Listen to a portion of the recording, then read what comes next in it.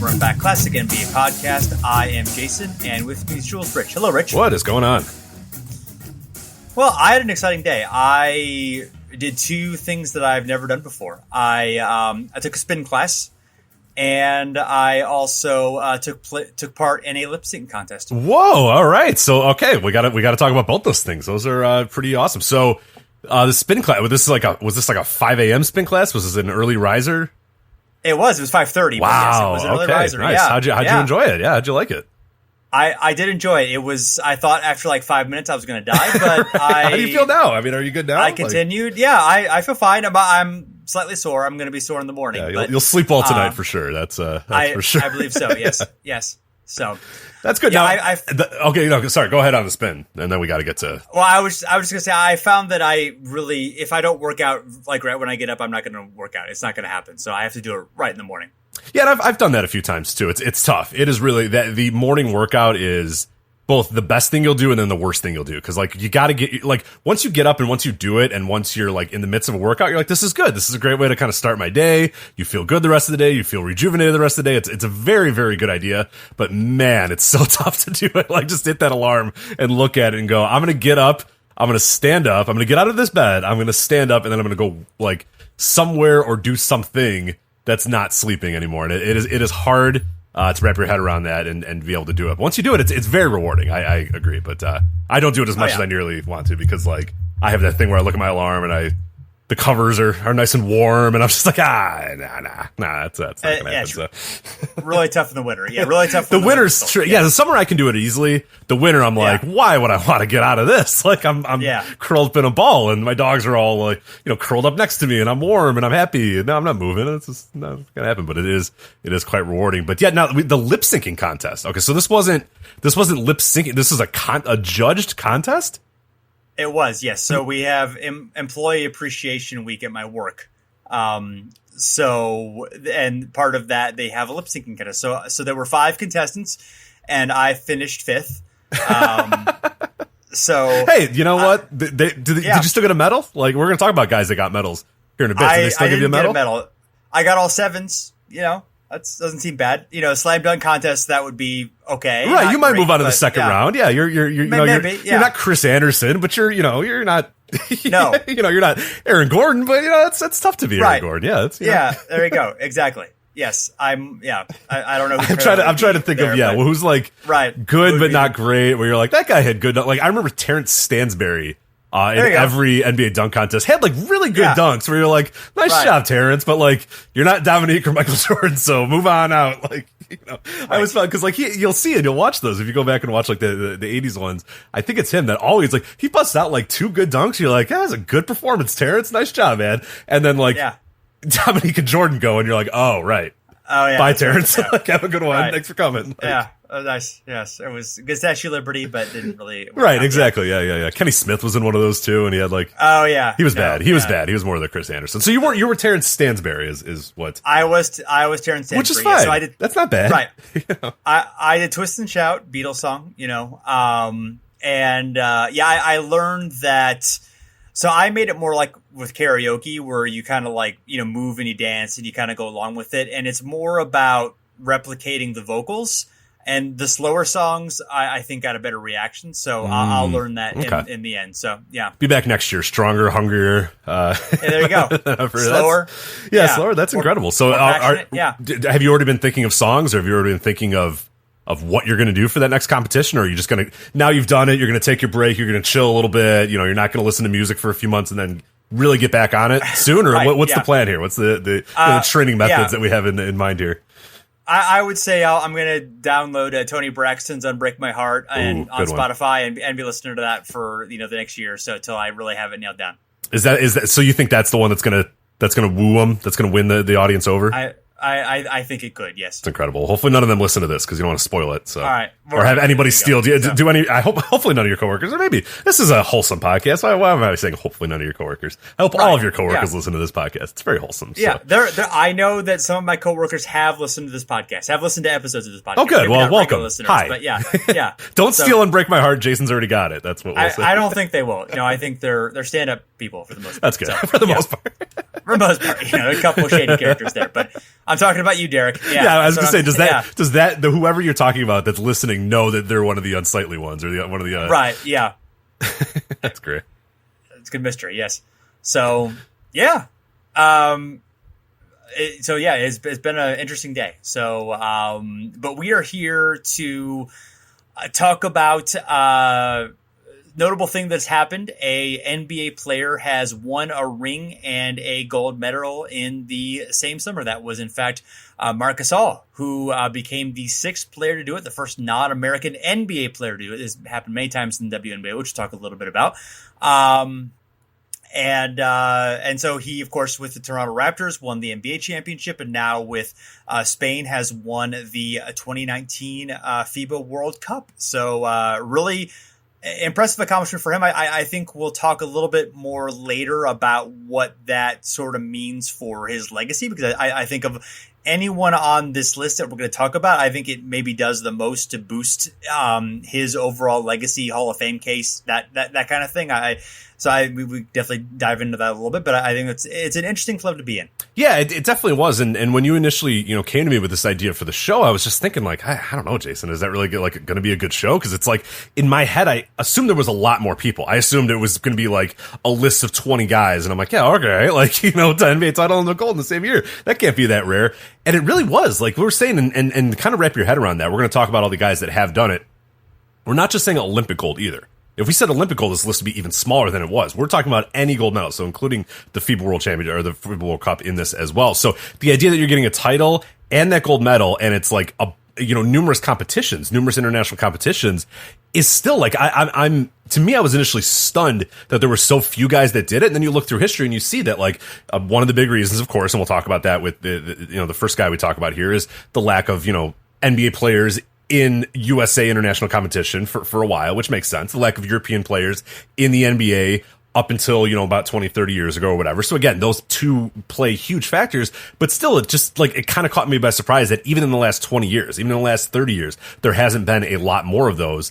And yeah, I guess it is a very rare sort of occurrence that it would happen that you would win an NBA title and gold in the same year. But for whatever reason, initially when I thought of that, and initially, when you came to me with that idea, I was like, "Oh man, there's going to have to be a lot of guys." And I was stunned by how few there were, and I was actually kind of surprised by a few of the names that were on there as well. So it'll be a really interesting show to talk about. Yeah, absolutely. And we don't dive into the international stuff quite as much, and it's always kind of it's subject of interest to me, but I think the regular NBA has enough to take our attention. That's not something that we dive into, but obviously it makes a difference in people's career. I mean, a lot of players, particularly players that are not from the United States, really value these competitions. The World Cup is really a big deal across the world. It's not quite as big of a deal in the United States. I think really the only if the U.S. had won this competition, it wouldn't really have made much taking much attention here. The fact they lost was kind of a big deal, but yeah, it's absolutely, it's a lot of people view those accomplishments as just on par with NBA accomplishments, and they definitely, deserve, some attention for sure. Yeah, no, I'm a big fan of, I don't get like super into it and watch every single game and do all that sort of stuff, but there's nothing better to me than watching some international basketball, because it's one thing that I love about it. And like you said, probably rather watch NBA games. Like I'm not going to not watch the NBA and just watch international. And like you said on this show, we have a ton of topics in the NBA that we've, can talk about over, international stuff. But I love just going on and turning on a game between a bunch of, maybe two countries. I don't really, care. I don't really care about Spain and like Argentina or whatever. There's some teams I don't really care that much about, but like I love watching the passion that those guys play with. And that's one thing that I really do love when I watch international games is seeing these countries where this means, like you said, a lot to some of these guys. Like we're going to talk talking about Marc Gasol. Him winning this gold, this FIBA gold, means so much because there's been a lot of defeats at the hands of big teams. There's been a lot of international competitions that he's been in, and for him to win this as kind of the leader of his team is a big deal. And you could see, in the post-game press conference that he had, that it was an important thing to him. Like, it was a huge, huge deal to him. And just watching these teams, and what I always love too is picking out, there's some former NBA players that pop up every so often. You're like, oh yeah, that guy. Oh yeah, what's he doing there? So there's those guys, and then there's guys who you've never even heard about because maybe they're not in the NBA, but they only play in Europe, but then they're great. They're really fun, and it's a good way to see, like, prospects coming up, guys that might be coming to the NBA in the next few years. I remember many, many years ago seeing Nikola Mirotic play in one of these FIBA World Cups and being like, holy crap, that guy's great. And, like, it comes to the NBA, maybe it doesn't kind of click all the way for him, but you see those guys, then you get guys, like I said, the former NBA players, and then you get, like, current NBA players, like stars, playing somewhat different roles as well. It was really interesting to see those sort of things happen, and guys have to become team leaders, even though they're not normally, like, the biggest deal on their own team. Like Evan Fournier playing for France, and the game against USA this year was awesome. It was like Evan Fournier, Frank Ntilikina, and Rudy Gobert being like the best players you've ever seen in your life, and the team going nuts because they beat the US. Like, that's awesome. That stuff is really, really cool, and I love seeing guys that, like, once Frank Ntilikina goes back to the NBA, he's just going to be bad point guard Frank Ntilikina, bad Knicks point guard Frank Ntilikina. But, like, here, he was a god to France. Like, he was everything to them right now. And I just love that aspect of international basketball. So I really do enjoy it. But like you said, yeah, there's so much to talk about NBA wise that we don't really touch on it all that much. But yeah, I enjoy watching them anytime they come around. Absolutely. So we should start off. Someone we're fairly familiar with, Michael Jordan. Michael Jeffrey Jordan, I believe, here in 1992. Won a gold medal in 1992. Did you know that? I did not until I did the research here. So let me tell you about this 1992 Team USA. I don't know if you've heard about it, but turns out this team is pretty good. Get to this in a second, Jason. But this was Jordan's second NBA championship, of course, in 1992. He went back-to-back, and also his second gold medal. Thinking, wait a minute, second gold medal with the pros. He won one as a college player in the 1984 Summer Olympics, but in 1992 he was a member of the Dream Team. And of course, I'm joking. Everybody knows about the Dream Team. They're incredible. They're awesome.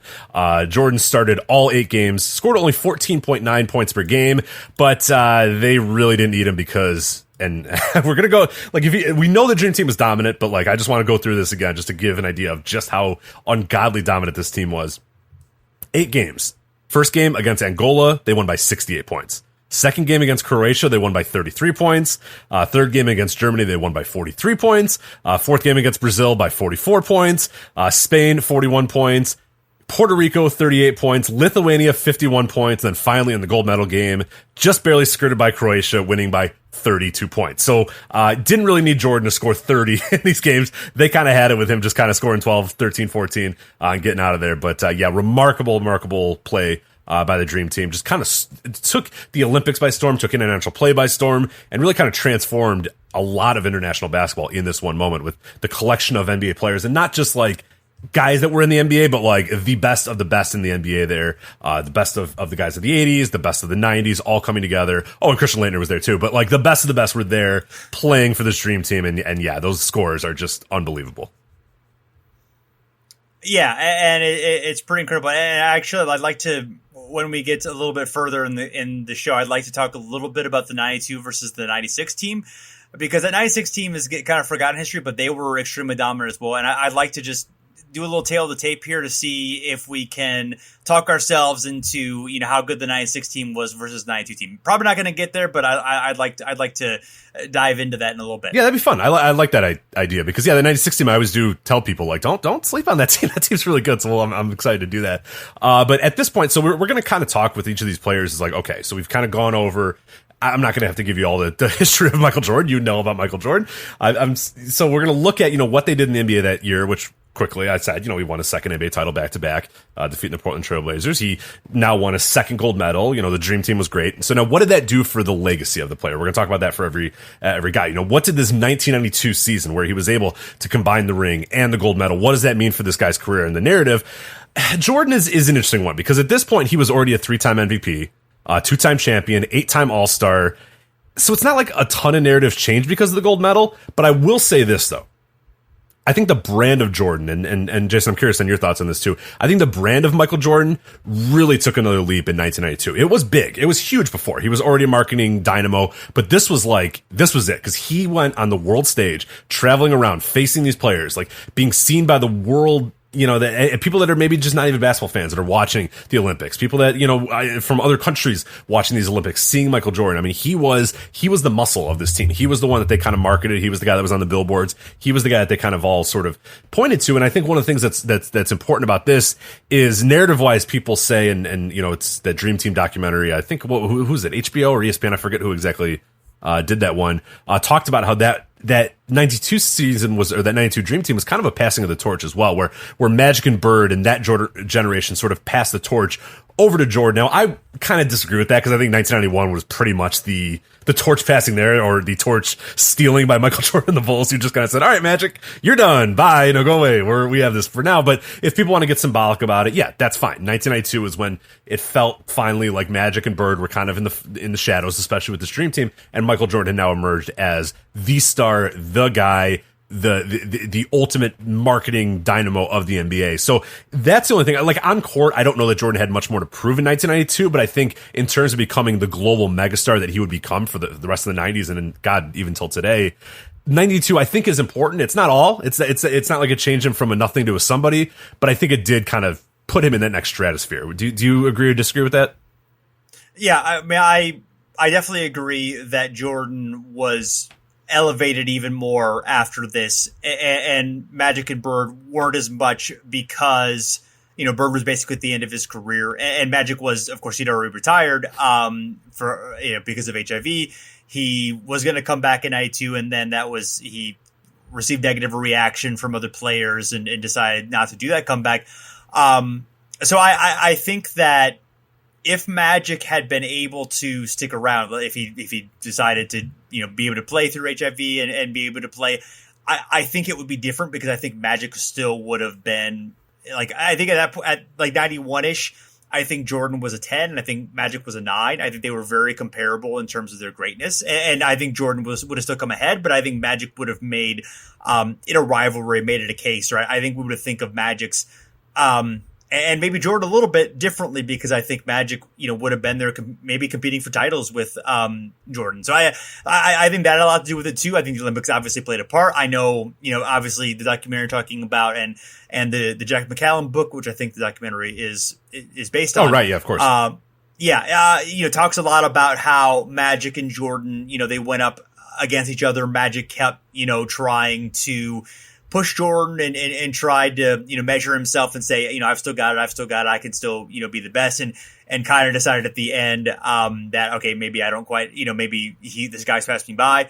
But I do think that Magic would have, I think that would have been a conversation had Magic continued his career, into the, mid to late 90s, along with Jordan. I think, who knows what would have happened, but I do think that I still think Magic was good enough.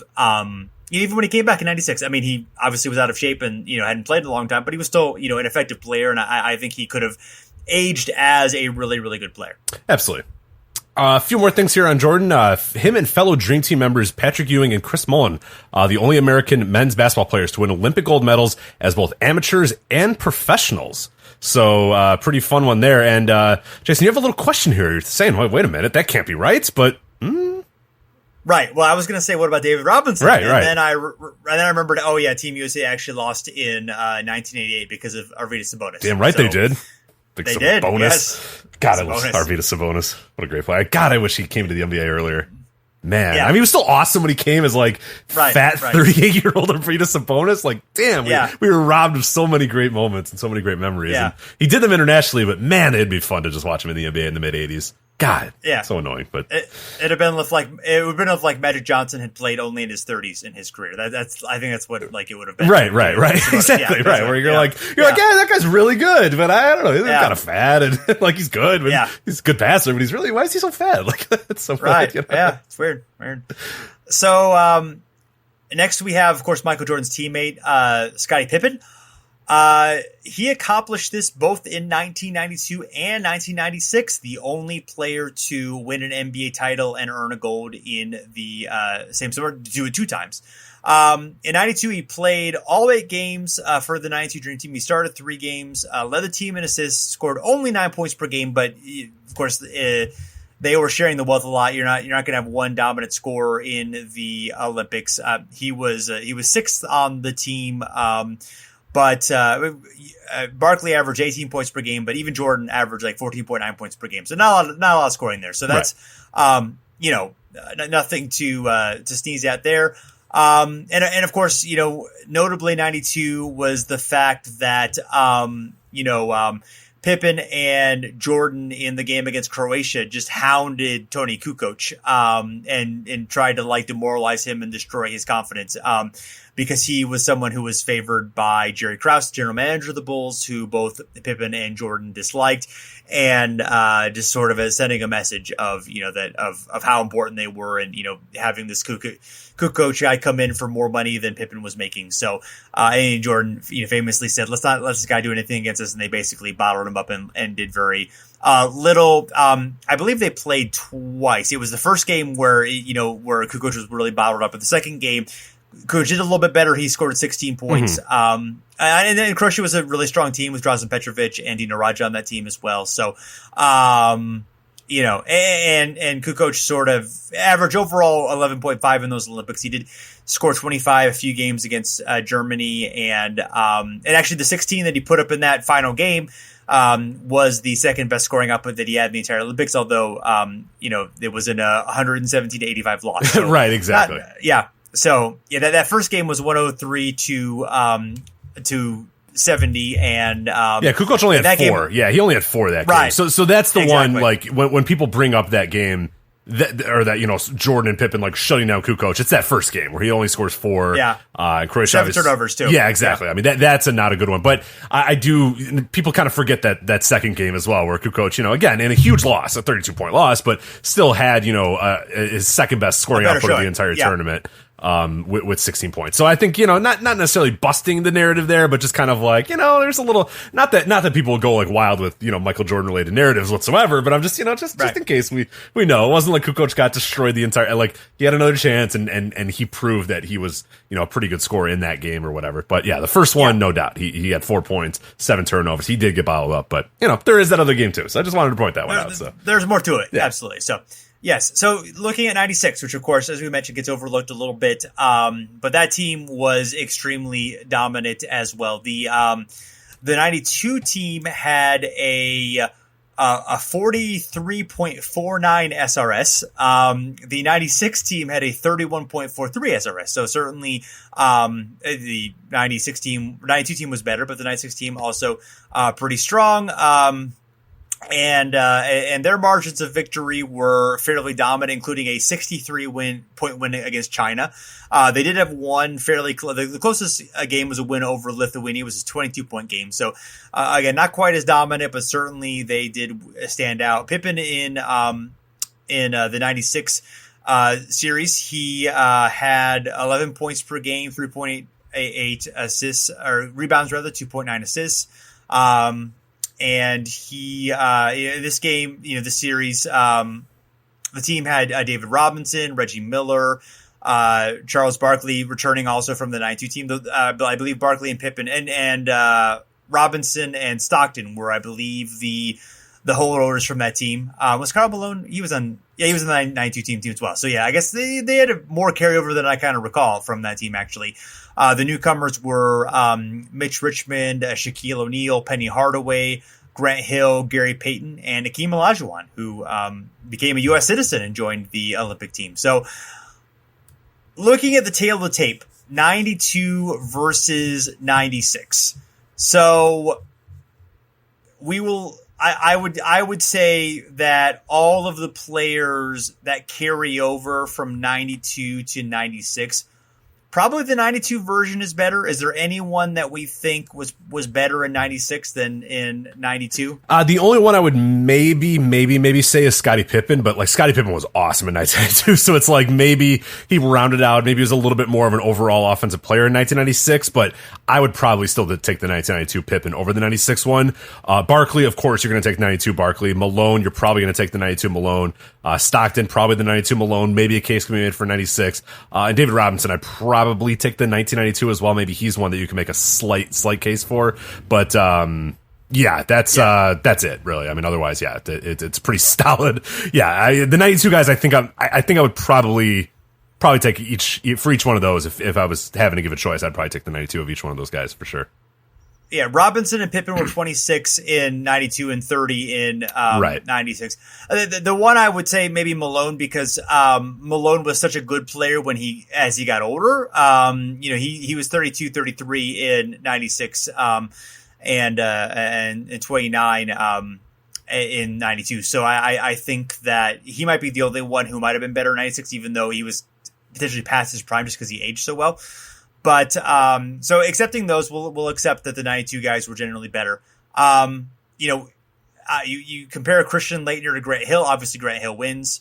Shaquille O'Neal, there's no center who's as good as 24-year-old Shaquille O'Neal, I think, on the 92 team. Right. Plus, you have Hakeem Olajuwon, 33, but still really dominant. So I think the bigs overall probably better on the 96 team. No, for sure. I think, when you look at bigs, definitely. Yeah, adding Shaquille O'Neal to that team, replacing, Christian Laettner, and then, Hakeem freaking Olajuwon joins it. I mean, yeah, no doubt in my mind that the big men from that 96 team definitely eclipsed the big men from the 1992 team, because, yeah, the 92, you got, Patrick Ewing, David Robinson carried over. Otherwise, yeah, Karl Malone, again, you get a little maybe better. So, yeah, I mean, maybe, yeah, in terms of big men, I mean, I think there's no question that the 96 team is better, so. Yeah, so then we get to the guards 24-year-old Penny Hardaway versus 32-year-old Magic Johnson. That's a really interesting thought there. And I think Magic was still good enough at that point that he might have been slightly better than Penny, but it's really close. Oh, that is tricky. Ooh, that is hard to pick. Anthony Hardaway at this time, Penny, 1996, Penny is pretty awesome. You know what I mean? And Magic at this point, because of so much kind of going on in his life, wasn't maybe the same, in terms of the same shape and in the same sort of, man, I hate picking against Magic, but I'm probably going to go with Anthony on this one. I'm going Penny in 1996. Yeah. So then, Gary Payton or just kind of compare Clyde Drexler. That's an interesting. Drexler's 30 in 92. Payton's 27 in 96. That's probably a toss up to me. I don't know. It's really close. Yeah, I'm kind of in between on those. The problem with Clyde Drexler is he always looked like he was 36 years old. So I can't believe he was only 30 in 1992. Are you kidding? Yeah. But we had no hair. How could you be 30? But poor Clyde, man. Clyde, yeah, geez, he always looked like 37 years old, no matter what. I'm going to go Clyde over Gary. That's nothing against Gary Payton, but I think Clyde Drexler at that point in his career was a little bit better of an overall guy in 1992. I mean, we're talking about arguably maybe his best year ever too in 1992. Leading the Blazers to the finals and stuff. So I'm gonna pick Clyde from 92 over Payton. But again, we're talking about Olympic teams, Team USA. Someone's got to go down. That's nothing against Gary Payton. It's just I'm going Drexler there. But I mean, Gary led his team to the finals that year too. Yeah, so it's close. Yeah, right there. Yeah. Okay. So Mitch Richmond and Chris Mullin. Oh, that's another toughie right there. Oh, man. I'd probably go Mullen, but, Richmond's 31. Mullen was only 28. So I'd probably go Mullen, but. Man, is that true? That's unbelievable. Like, Chris Mullen was like 28 then, and Mitch Richmond was 31 in 1996. How is that even possible? What the hell? I thought those guys were like 10 years apart from each other. No, I'm going to go Mullen there, I think. And that's, again, nothing against Mitch. I like Mitch a lot, but I think Chris Mullen's a better overall player than Mitch Richmond. Yeah, and then we got Reggie Miller and Michael Jordan. Well, so, yeah. Hold on a minute. You didn't get my answer. Right. It's Michael Jordan. Yeah, you got it. Right. Yeah. So, and then you got Larry Bird, of course, on the 92 team. Larry Bird, it was kind of at the end there. I mean, he was kind of along for the ride, so he's he's not quite a wasted spot. I mean, he's there kind of in an honorary capacity, and then Leitner's obviously the weak link there. So I don't know. I think it's close. Like I think if you put the 92 versus 96 team, who are possible to, have some sort of, alternate universe, quantum physics, like all these two teams could play against each other.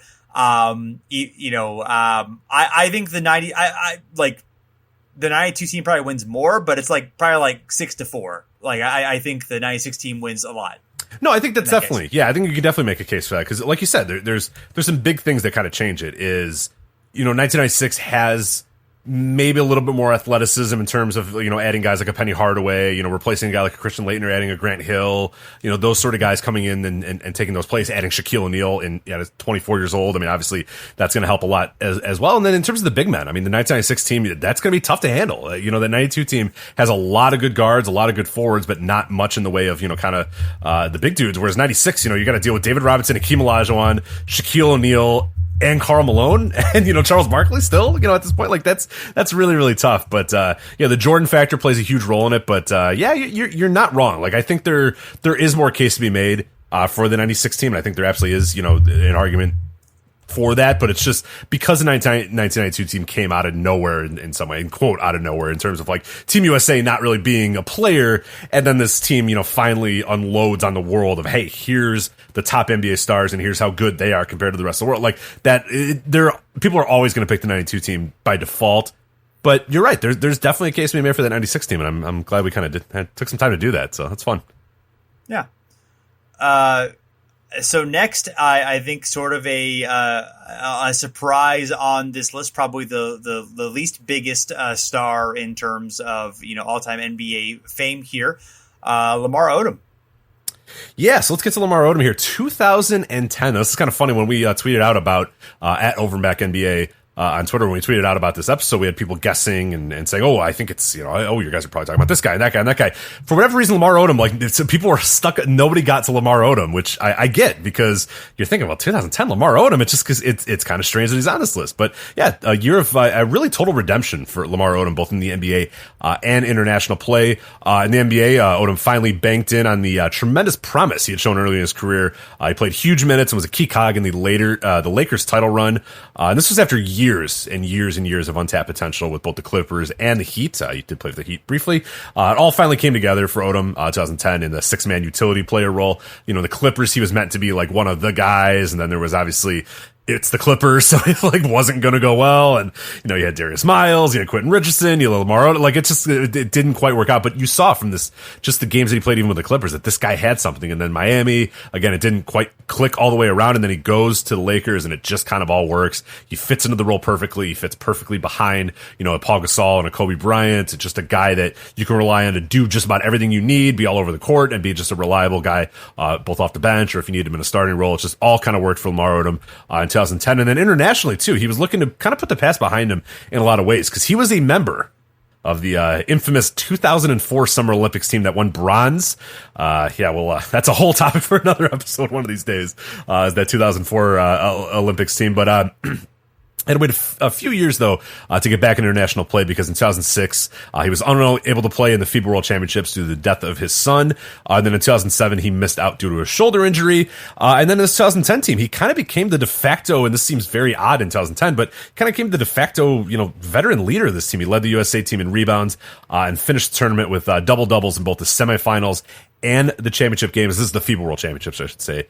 By the way, if I did not say that out at the top already. And he also became the first player in history to win an NBA title and FIBA gold in the same year. So we talked about Jordan and Pippen, and those guys won Olympic gold. This is the first guy to win FIBA gold and an NBA title in the same year. Lamar Odom. But yeah, I was kind of surprised by Lamar Odom. It was like, oh yeah, he did win a title and a FIBA gold world, in 2010. But yeah, Lamar Odom, a good year for Lamar, and unfortunately, bad times would kind of follow afterwards. So yeah, he really fell off pretty soon after this. Actually, this was after the second championship with the Lakers, because they won in 2009 and then again in 2010. This is sort of an interesting team. It's Chauncey Billups, Kevin Durant, who's 21, Derrick Rose also 21, Russell Westbrook also 21, Rudy Gay 23 back when he was on international teams, Andre Iguodala 26 still with the Sixers, Danny Granger 27 with the Pacers, Steph Curry 22 with the Warriors, Eric Gordon 21 with the Clippers, Kevin Love 21 with the Wolves. And then Odom, age 30, with the Lakers, and Tyson Chandler, only 27 at this point with the Mavericks. He was, of course, he started his career very, very young, so I kind of expected him to be slightly older. But anyway, so not really. I mean, guys who would become huge stars, and I guess Rose actually had already been MVP. But a lot of very, very young players on this team. I mean, they did win this. They did win. Things pretty handily here. We're able to win the tournament pretty handily and get the FIBA gold. But Odom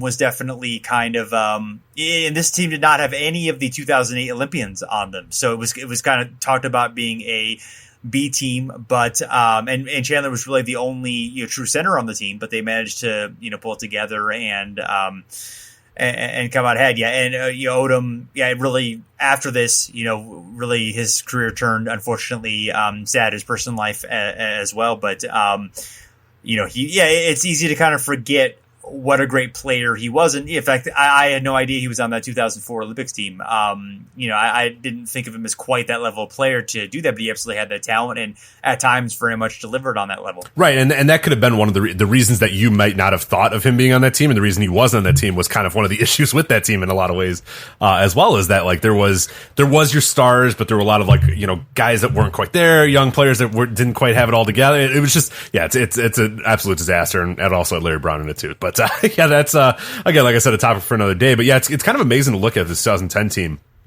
and see Lamar Odom as the only guy 30 years old, and it's not even close to in terms of him being the oldest guy. Like Tyson Chandler is 27, Danny Granger is 27, and then the rest of the guys are like babies. Or Chauncey Billups is 33. I should mention Chauncey Billups as well. But but the rest of the guys, though, I mean, just like babies. Durant, Rose, Westbrook, all 21 years old. Eric Gordon, 21. Kevin Love, 21. I mean, Steph Curry, 22. It's just like literal children, on this team. But they got it done this year. And Lamar Odom working as kind of the de facto veteran on this team. Him and Chauncey Billups both kind of playing that role. So good redemption story for Lamar in 2010. Yes. Chandler and Iguodala both on the 2012 Olympic team as well. It surprises me a little bit. Tyson Chandler being on as many Olympic teams is like the shock of like this entire series going back. I mean, Tyson Chandler's great. I get it. Like if you want a center, like there's nobody better than Tyson Chandler, but it's just like, really, Tyson Chandler's in so many international teams. I never thought of him as that way. But hey, yeah, good for him. So, speaking of 2012, someone who certainly made a dent in their legacy was LeBron James, who, finally won an NBA championship. We're putting finally in quotes because it was, like his 8th or 9th season in the league. But people have been waiting for it for a long time. He had, of course, had to form the big three with Miami, and the year prior they'd, fallen short, losing against the Dallas Mavericks team. People were not expecting to win a title. But no narratives there, of course. No, none. Yeah, right. Zero. Yeah.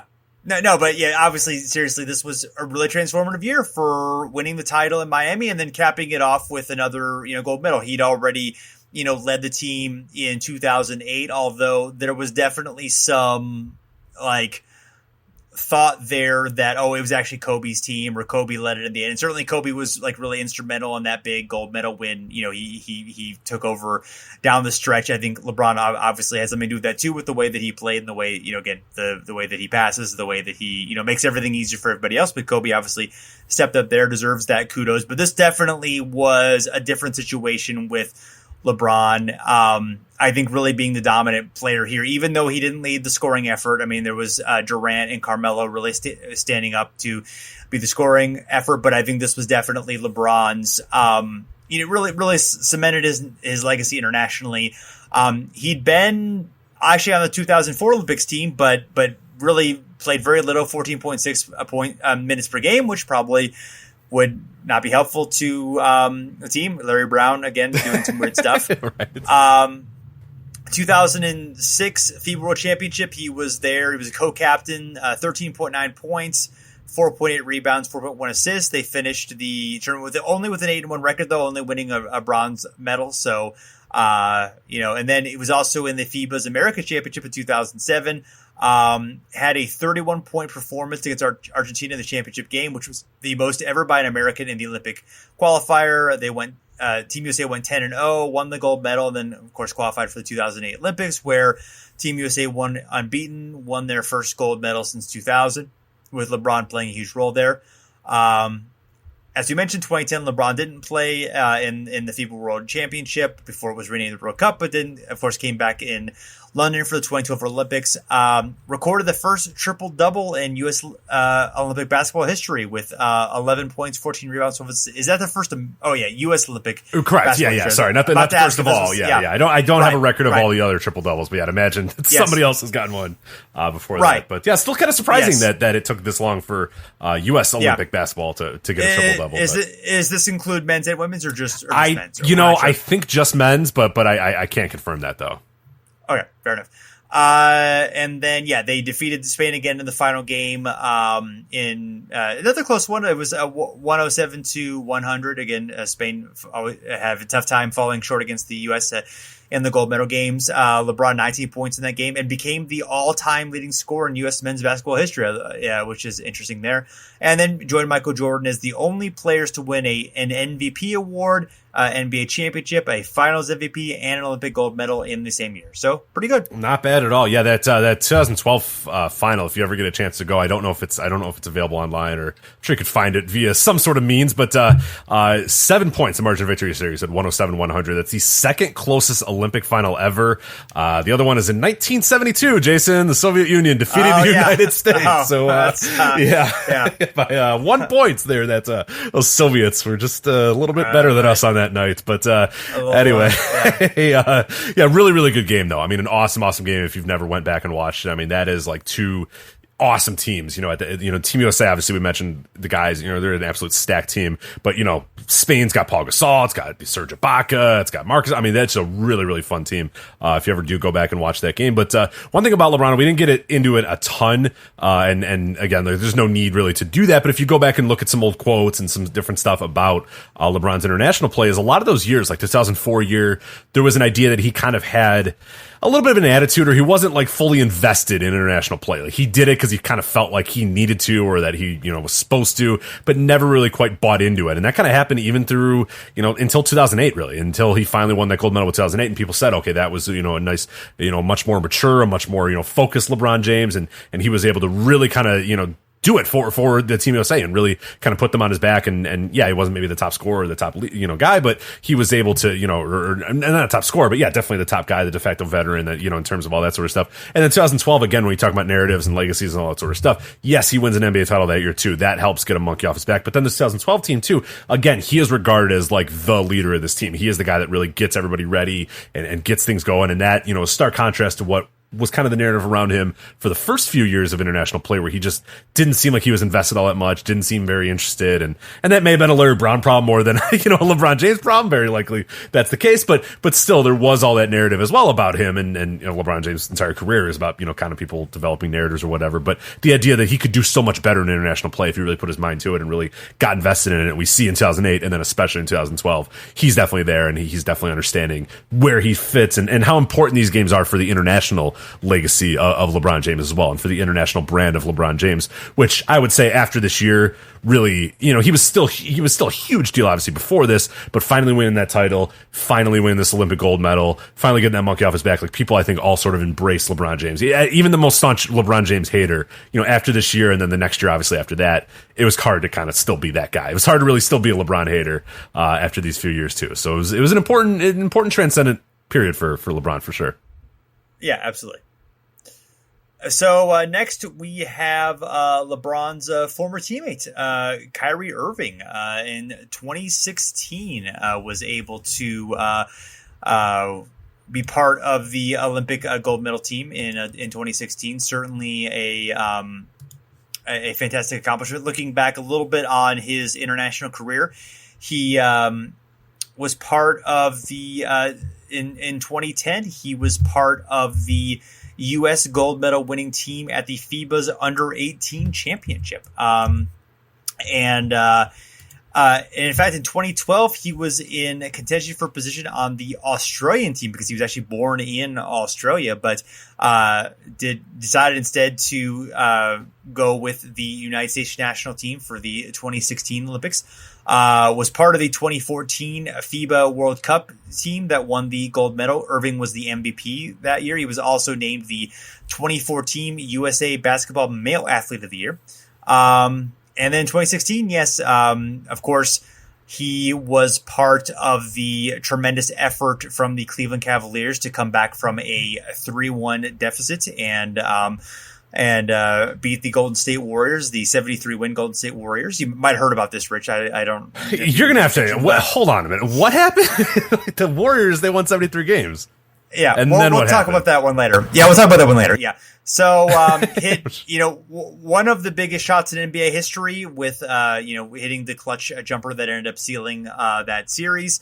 And then right after that, joined with a bunch of actually Warriors on the 2016 Olympics team and went into to get another gold medal for Team USA. In fact, yes, Irving joined. He joined Draymond Green and Klay Thompson, Harrison Barnes, who at this point was a former Warrior and became a Maverick, and then new Warrior Kevin Durant, who had jumped from the Thunder to the Warriors at this point. So very interesting dynamics in that 2016 team with all that, with the team hopping and so forth. But yeah, I mean, Kyrie, amazing accomplishments. He and LeBron became the first teammates to score 40 points in an NBA Finals game. As we mentioned, Game 7, Irving hits a 3-pointer with 53 seconds left. That gives the Cavs a 92-89 lead. They eventually win 93-89. And just, tremendous, accomplishment for him. And Irving's at an interesting point in his career where, he's been dealing with some injuries. He's been less effective with the Celtics. We'll see how things go with the Nets, but there's definitely some signs that maybe, his time as an elite player may be ending a little bit early on in his career. So, this stuff is really important to his legacy and, building the case. I think he's probably done enough to make a Hall of Fame case, although it might be questionable at this point. But those are absolutely the things that are, going to cement him in there. And he did that, of course, relatively early in his career. Yeah, absolutely. And this, this year, this 2016, I don't know if that the gold medal really mattered all that much. I think the NBA final and taking that last shot and winning and, helping Cleveland win the title. I mean, when you talk about narrative changing and, career changing, career altering moments, like that's it for Kyrie Irving. That was him, jumping onto the main stage, the national stage, being, yes, the sidekick of, LeBron James, being the one of the three top guys in terms of Kevin Love and LeBron James or whatever. But, for Kyrie Irving hitting that shot, I mean, that launched him into just another stratosphere in terms of NBA stardom. And like you said, at that point, if you tracked his trajectory at that point, I mean, it never got higher because then there was obviously the issues and the problems in Boston, the bad play in Boston, the injuries, and now they got the so it's we don't know if that will be his highest high, but I mean, man, when you talk about that moment afterwards, him hitting that shot, winning that game, winning that title. I mean, there was no higher moment, and that was the time. And you heard it at the time too, where it's like, oh man, Kyrie has arrived. Like he is here now, and that's a big deal. And yeah, the gold medal also helps that a little bit. But I mean, what he did in that NBA season what was tremendous, and what he did in that last shot, so big. Such a big deal, and really being one of the driving forces of that NBA Finals team too. So yeah, his career completely changed in 2016, and like you said, yeah, it's hard to know where it's going to go after this, if it's ever going to reach that high again. But yeah, you can't take 2016 away from him though. Yeah, and you're right. I mean, that gold medal was more icing on the cake than anything. It certainly wasn't, the kind of the same level of accomplishment. And by this, Team USA winning gold medals in the Olympics was old hat. I mean, they'd already done it in 2008 and 2012, and and done it in all the World Cup time. So it wasn't anything that was interesting. And maybe this loss in 2019 for the U.S. will make that special for the U.S., in the Olympics and other world championships again. But I guess we'll kind of see from there. Yeah, we'll see. This could be our 2004. Maybe not quite as demonstrative, not quite as like an explosion as 2004 was. But yeah, same thing. We've kind of gotten bored and they've kind of become mundane winning gold medals. And maybe you need a little kick in the ass sometimes to go, oh, wait, hold on a minute. No, we're Team USA. Like, let's go. Let's win these gold medals again. Let's start caring again. So hopefully that does happen because, I don't I'm not the most patriotic man in the world, but still Team USA shouldn't be finishing seventh. You know what I mean? Like, we gotta be a little bit better than that. So maybe a little better than that. Yes. So, and last but not least, our newest entry into the club, Marc Gasol. Marc Gasol, 2019. Of course, we're going to talk about his NBA season a little bit. I mean, you were just there. You just lived through it. You don't need us to tell you. He was on Memphis for many, many years, left his longtime home, goes to the Toronto Raptors in a midseason trade. And yeah, it plays a huge role, I think, in Toronto Raptors winning the NBA Finals. Is he the main guy that makes it go? No, it's obviously, Kawhi Leonard and to a lesser extent, Kyle Lowry. But I think it'd be stupid to ignore how important Marc Gasol was to that team, giving them a big presence, giving them a big man. I mean, obviously, they trade Jonas Valanciunas, who was there forever. They trade him in, to Memphis to get Marc Gasol, and that's a huge upgrade for Toronto. And it's impossible to argue that Marc Gasol didn't play a huge role in Toronto winning the NBA Finals, and that's a huge moment. That's a real good moment. But 2019, I think Marc Gasol will always look back at what he did internationally, winning the FIBA gold medal, and we're going to talk about it here. I mean, his international career is prolific. I mean, in 2006. He's 21 years old at this point. 2006, he's named to the Spanish national team for the 2006 FIBA World Championships in Japan. He was a replacement for NBA draftee Fran Vasquez. You remember Fran Vasquez? Yeah, old Fran Vasquez. I do. Yeah. So Fran Vasquez is out. Yeah. Marc Gasol is in at 21 years old. Spain goes on to win the gold medal in Japan as well as the 2009 FIBA Eurobasket. Marc Gasol also won silver medals at the 2007 FIBA Eurobasket, the 2008 Summer Olympics, and the 2012 Summer Olympics. So yes, he gets a gold medal with that team, but he's 21 years old. He doesn't really matter. He's just, a small, it's Marc Gasol at 21 years old on a team filled with, stars of Spain and guys that would go to the NBA. His brother, Juan Carlos Navarro, like those guys. They were a bigger, huge deal than, Marc Gasol played, very, very little role for them at that point. But he won gold medal at the 2011 FIBA Eurobasket. Again, Eurobaskets, not the international.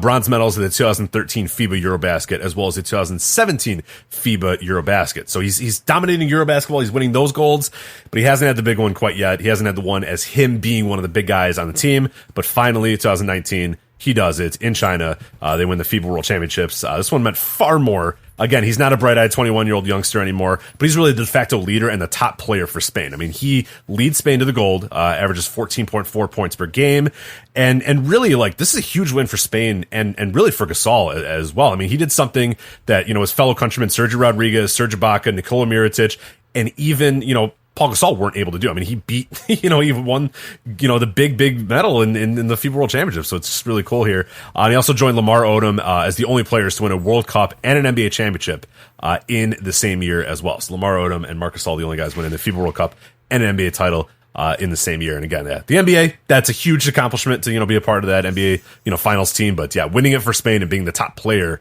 for Spain as well in their quest to win the world, the gold, definitely eclipses all of that. And if you read the quotes, I mean, he is just, this means everything to him, winning this gold medal. I mean, it was so important to Marc Gasol. And what a summer this guy's had. So, yeah. So do you think that before this happened, do you think this changes your mind about him in the Hall of Fame, or did you have him in before, or do you even have him in now? I feel like he's still kind of on the fence for me. I want to put him over there, and I do think this international thing will definitely help. I mean, I don't think he had a case before.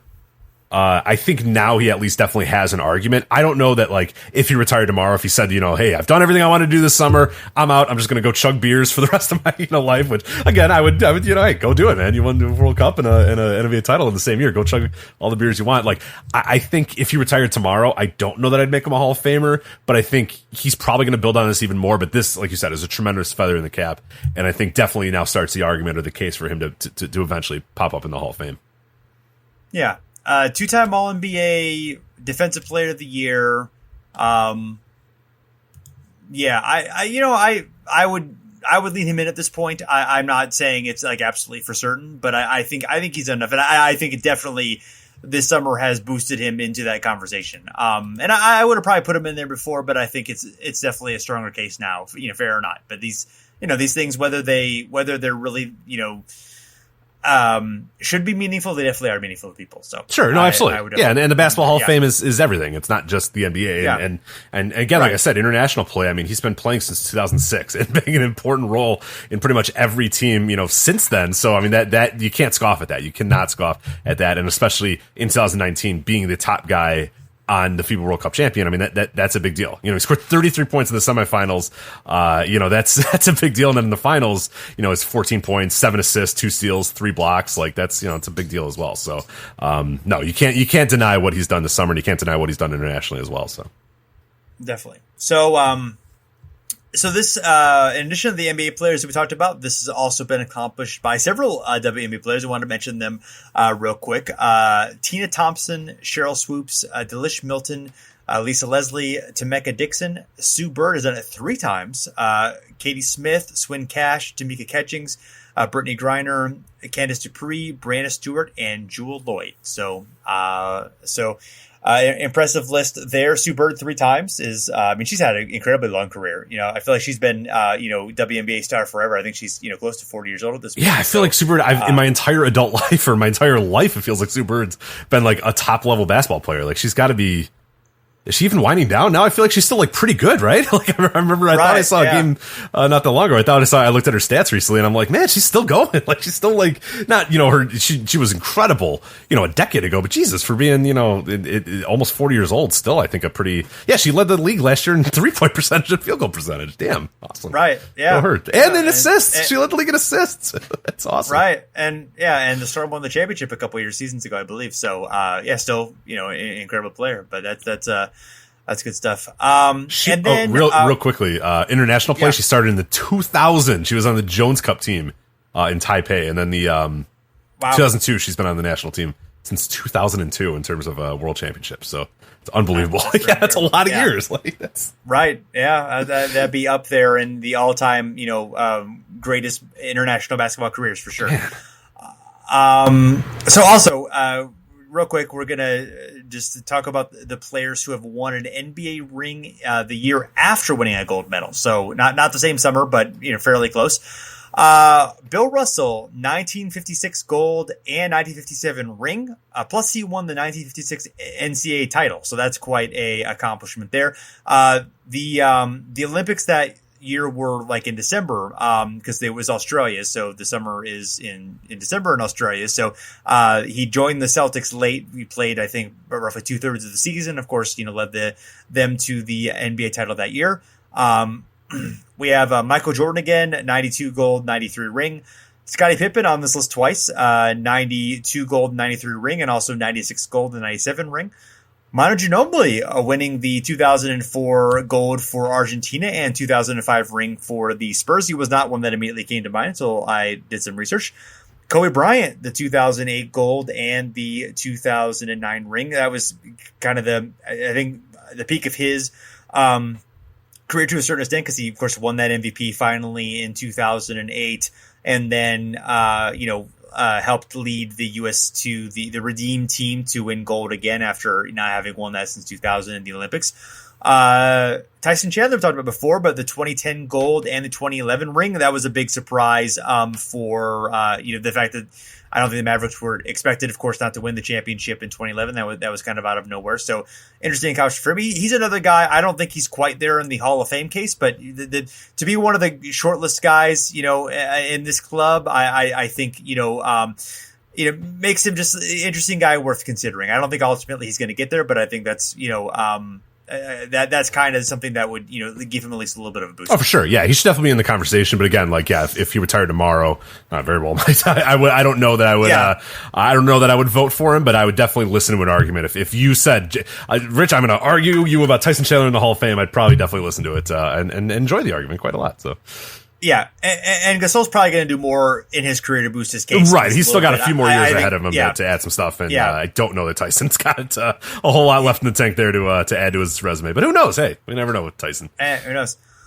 And then LeBron, 2012 gold, 2013 ring. And then a few interesting ones here. Steph Curry and Klay Thompson both won golds in 2014 and rings in 2015, of course. And then some other Warriors we talked about already. Kevin Durant, Klay Thompson, and Draymond Green in 2016 won the gold. And then the 2017 ring, as we mentioned before, Durant had not yet played for the Warriors, but had already joined the Warriors from Oklahoma City and would, win the gold and then play for the team during that season to lead them to the championship after the debacle in 2016. Oh, yes. Yeah, plenty of stuff there. And yeah, there's the Warriors that we're going to talk about them here a little bit. I mean, there is just they've kind of changed the game in terms of, like, you talking about the other thing. You had Bill Russell, then you jumped all the way to Michael Jordan, then you had Scottie Pippen, Michael Jordan, Scottie Pippen, Manu, Kobe, Tyson, LeBron, and now just Warriors, because they've just like changed the entire game, and like a lot of Warriors too, because they just keep winning titles, and it's just this run that they're on is really, we say it a lot, it's not totally unprecedented, but it is unique, and it is so different from what they've been doing or what's kind of been going on in NBA history for quite a while as well. But yeah, just unbelievable. Just racking up the accomplishments. Yeah. So while we have a little time left, completely off topic, but why not talk about it? So, Warriors dynasty, is it done, or do you think they can revamp it and be championship contenders again? With the core players, Draymond, Klay, and Steph. I think they can. I really do. I think until Steph Curry stops being able to hit threes at the level he does, and until Klay Thompson stops being able to hit threes at the level he does, which again, I don't know. I guess I want to see Klay after the injury. I mean, it's just, torn ACLs these days. He should be back, perfectly fine and be back and healthy and ready to go again. But I mean, I guess that's the one question is, does he pop right back up and do what he does? Draymond is a guy who, again, like you started to see some cracks last year in his foundation. But I think as long as you still have Steph Curry, and as long as Curry's doing Curry things, you still have Steve Kerr, and you still have that sort of culture around the Warriors, I think that they're at least going to be in the mix. Are they no doubters like they've been the last 5 years? Probably not, and especially not this year with the injury to Klay. But I think at least by next year they're at least still in the mix again, and I think that they still have a shot at least grabbing at least one more title again with this core. But yeah, they're not shoo-ins like they were before, but I'm not ready to kind of throw dirt on the entire dynasty quite yet. Yeah, I agree. I think they have a shot. Yeah, again, probably not this year with the injuries. I mean, it wouldn't completely shock me if it happened. And I agree. I think Curry's, as long as they can shoot, Curry and Thompson are still going to be special players. Maybe not quite as special as they slow down a little bit, but I think Draymond's kind of the key, because he did show some sign of slippage a little bit defensively, and he's never necessarily had the best physical condition in terms of cosmetically. He's in great shape, but he's not he's a guy who looks like with the body type that he has, that maybe he could decline a little early if he doesn't, right. Once you enter your 30s, being kind of lumpy and stuff is when you're 26 and being lumpy, it's whatever, dude, I'm still at the peak of my athleticism, yay, whatever. Right. But yeah, once you get 30, it's nah, I don't know if that body type's going to work for you all the way into your 30s. So. And it may not matter, but it's something obviously to watch. I mean, I think even more, I think it's Steph and Draymond, and then Klay is important, but he's definitely the third most important. I think further down than Draymond and Steph. They need to still kind of sustain their level of play for them to really have a realistic shot. And I definitely think it's possible. I think obviously they're smart and they can make some trades or find some vets, some cheap vets to fill in there. It'll definitely be challenging, but I certainly don't count them out in terms of still being a championship contender, even maybe this year, depending on when Klay comes back and if he's ready to contribute right away. Yeah, they're definitely a weird team this year. I can't wait to watch them, because it's going to be fun to see the not dominant Warriors. It's Steph Curry kind of becoming the de facto leader all on his own again, without really much, in the way of help in terms of Klay and no Durant, and then D'Angelo Russell's there too. And it's oh yeah, right, D'Angelo Russell's weird. There. Yeah. What? Right. Yeah. I remember I fired up, NBA, the new NBA game,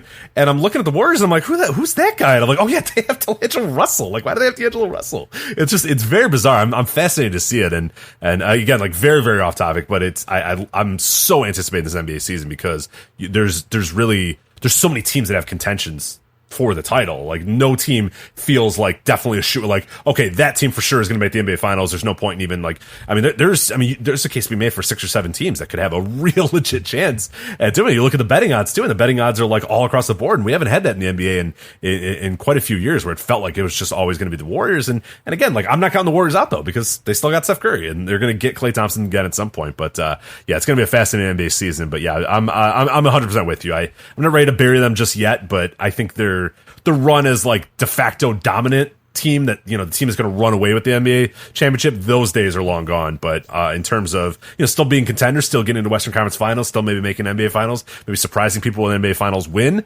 I wouldn't rule that out just yet. And being able to lock up that core too, and knowing that those 3 guys are going to stay together and that they're still relatively young, definitely helps that a little bit too. But we'll see. Yeah, maybe they'll sign like Giannis or something like that. We'll be like, oh yeah, all right, like, all right, yeah, there you go. We'll see. That's a hot prediction there. I hope that doesn't happen. I really do not want that. Sorry, Milwaukee Bucks fans. I do not want Giannis to go to the Golden State Warriors. I want Giannis to stay in Milwaukee, but you never know. You never know. You don't. Kevin Durant went to the Warriors, for God's sakes. I mean, who knows? Yeah, anything can happen. Who knows? Anything can happen. All right, Rich. Well, thanks everyone for checking us out. You can find us at Fansided, where we're doing some great stuff at the Step Back. There's some great NBA content there that you should check out, and also you can find us on Twitter and Facebook at Over and Back NBA. Feel free to leave us a message or a tweet or a post or however you want to communicate with us, and let us know if you have any feedback on the show, if we made any mistakes, if we got any players on our list, or things like that. And also leave us a rating and review on iTunes or Stitcher if you listen to your podcast. We would we enjoy getting nice ratings and reviews. So if you want to do that, we would greatly appreciate it. So thanks for listening, and we're back again soon.